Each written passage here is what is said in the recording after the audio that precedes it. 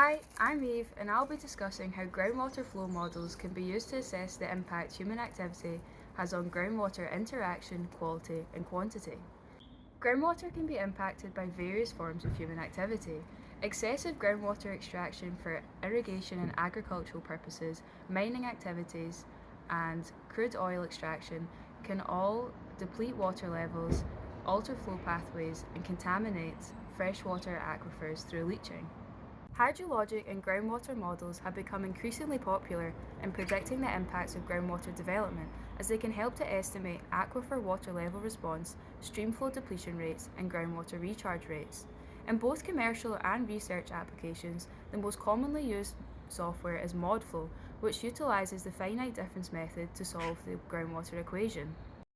In this video, I will be reviewing 3 publications on groundwater flow modelling from across the world, the first being numerical modelling of surface water and groundwater interactions induced by complex fluvial landforms and human activities in the Pingtung Plain groundwater basin in Taiwan.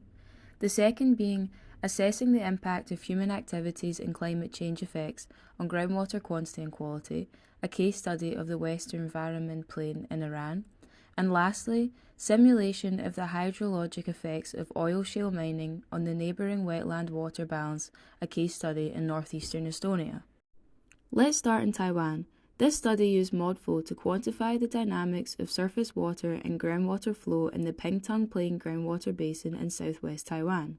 The area is relatively large, containing a dense river system, and the land surface elevation varies significantly. Due to a combination of natural processes and human activity, the landforms have evolved differently in the upstream and downstream areas.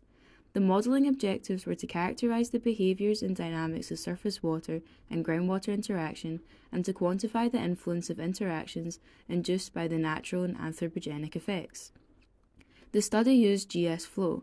This model is coupled with the Precipitation Runoff Modelling System, PRMS, with ModFlow 2005. The PRMS was used to simulate and assess the effects of the various combinations of climate and land use on the watershed response based on changes in water balance and groundwater recharges. ModFlow was used to study the groundwater flow processes such as aerial recharge, groundwater pumping, and groundwater discharge to streams. Additionally, the unsaturated zone flow package was used in ModFlow to simulate the flow through the unsaturated zone. In the groundwater basin, there are 4 defined aquifer layers with a total thickness of around 200 metres. ModFlow used 40 rows and 90 columns with a uniform cell size of 1 by 1 km squared for the entire groundwater basin.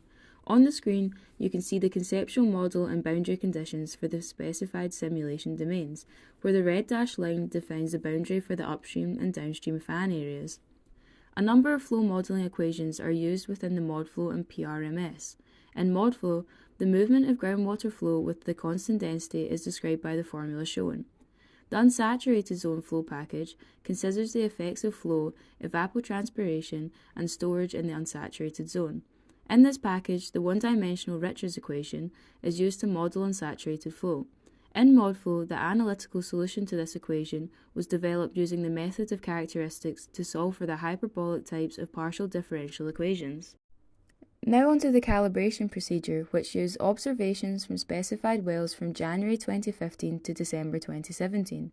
The figure shows the calibration and validation workflow of the numerical model.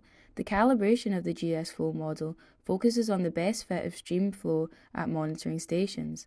The image on the screen shows the comparison of the observed and simulated groundwater levels within the 6 selected wells. The results demonstrated that the coupled groundwater and surface water model can reproduce well the dynamics of the water interactions in the Pingtung Plain groundwater basin, as the differences between observed groundwater data and simulated solutions are limited to plus or minus 1 millimetre. Now let's move to Iran, where the effects of human activity and climate change on groundwater level and concentration of pollutants such as total dissolved solids, sodium and chloride were investigated in the western part of the Varaman Plain. Agricultural lands in this plain cover more than 60,000 hectares and play an important role in providing agricultural products. However, due to excessive groundwater extraction, groundwater levels have declined. The general framework of modelling is shown on the screen. In this research, ModFlow and MT3-DMS models were used to solve the governing equations of the groundwater flow and contaminant transport using the finite difference numerical method. In ModFlow, the equation shown was used for groundwater flow in a heterogeneous aquifer, and by solving it, the hydraulic head values and velocity values are calculated. In the MT3-DMS model, the partial differential equation shown describes the three-dimensional single solute transport. Qualitative data, including the head distribution and velocity field, were imported into the MT3-DMS model to compute the contaminant concentration and identify the sources and causes of pollution in the aquifer. The modelling objectives were to compute the future groundwater decline and spatial-temporal distribution of pollutant under the current condition and investigate the effects of climate change and possible human-based scenarios. The Environment aquifer is unconfined and considered a one-layer model. Using the finite difference method, the layers were divided into regular and equal-sized cells of 250 metres by 250 metres. Now onto the calibration procedure for ModFlow. Its calibration was conducted in two stages, including steady-state and transient analysis. In the steady-state condition, the parameters of the hydraulic conductivity and recharge rate were estimated at the beginning of the adjustment period, as displayed in the table. In the transient model, recharge rate and specific yield were estimated using monthly observed water levels for March 2016. Then the measured data for the next 2 years were used during the validation stage. For the validation process in both the transient and steady-state models, the correlation between the observed and modelled water level yielded R-squared values very close to 1, as shown on the screen, showing there is high accuracy in the model. For the MT3D model, the calibration procedure consisted of entering the contaminants concentration in different periods of the qualitative model in the transient state. Then, the longitudinal dispersion coefficient and pollutants concentration sources were calibrated using data from March 2008 to March 2016, and a tolerance was obtained. Lastly, the qualitative model was validated against the data from the wells from March 2016 to March 2018. The calibration results show a high correlation value for all contaminant concentrations, indicating an acceptable adaptation of the model during the validation process.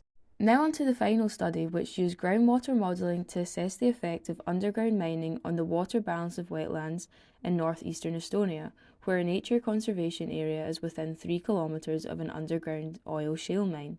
The modelling objectives were to assess the effect of underground mining on a neighbouring wetland and to explain how hydraulic conductivities of sediment or bedrock layers influence the groundwater infiltration from the wetland. A 16 by 27 kilometre area equating to 430 kilometres squared covering the nature conservation area and underground mine was selected for groundwater modelling using ModFlow 2000. The boundaries of the modelled area were selected according to the presence of groundwater level monitoring wells. A grid with 257 rows, 451 columns and 9 layers was assigned to the modelling area, as shown on the screen. The size of the cells are 30 by 50 metres in the central part and 100 by 120 metres in the marginal area. The conceptual cross-section of the modelled area is shown, where the peat is divided into 3 layers with different hydraulic conductivities, and 11 layers represent the geology of the area. The calibration of the model was done by a trial and error method. Calibration wells were selected with the aim to check the water levels in the area. The flow vectors close to external boundaries of the model and inside the mine were observed to detect any possible unrealistic flux. The calibration results with filtration parameters are shown in the table, and water level at monitoring points shown in the figure were considered satisfactory. Calibration started with initial hydraulic conductivity values that were based on field measurements for peat and literature values for bedrock. The calibrated hydraulic conductivity values for aquifers were generally in agreement with the values from literature. However, calibration required that conductivity in the vertical direction has to be both increased and decreased in order to satisfy groundwater levels and influx into the underground mine. Overall, the ModFlow results demonstrate that expansion of the mining area and the continuous mine water removal is reflected in a remarkable decrease of the groundwater heads and aquifers above and below the underground mine.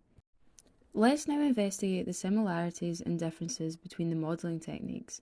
In all cases, the conceptual models were developed based on hydrogeology, geology, and field measurements.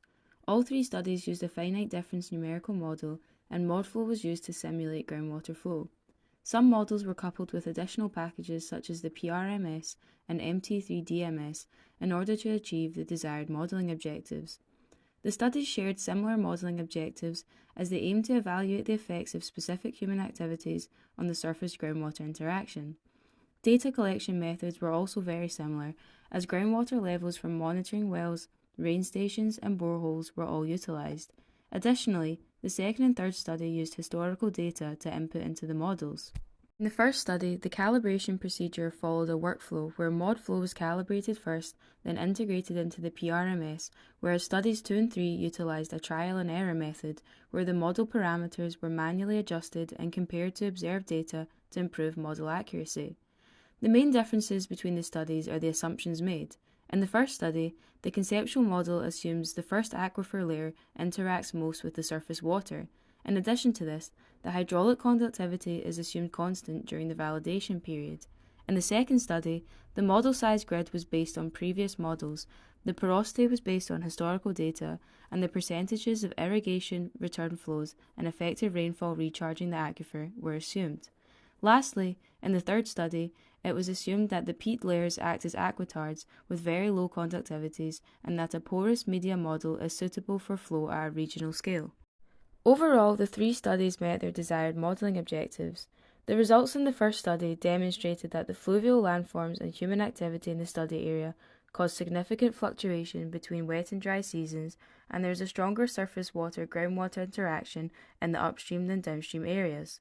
The second study showed that in different human activity and climate change scenarios, there will be a faster drawdown and an increase in contaminant concentrations in the Western Varroman Plain. Lastly, the ModFlow results demonstrate that oil shale mining next to the wetlands in Estonia will cause a 2.5 metre drop in water levels, and an approaching mine would increase vertical infiltration through the bog by up to 140%. However, there are a couple of limitations to the models. In the first study, the effects of the aquifer heterogeneity and parameter uncertainty are not quantified. In the second study, changes in land use and pumping patterns were not considered, and it is also difficult to accurately predict future aquifer and climate responses far into the future. A steady-state model was used in the third study, which does not consider time dynamics. In all three cases, the lack of data available contributes to a level of unreliability within the model, and more data may be required to reduce uncertainty. Some common themes can be seen throughout the studies, the first being that ModFlow software is used in all three and is an extremely commonly used groundwater flow modelling code. Secondly, studies will employ different modelling packages based on the specific modelling tasks.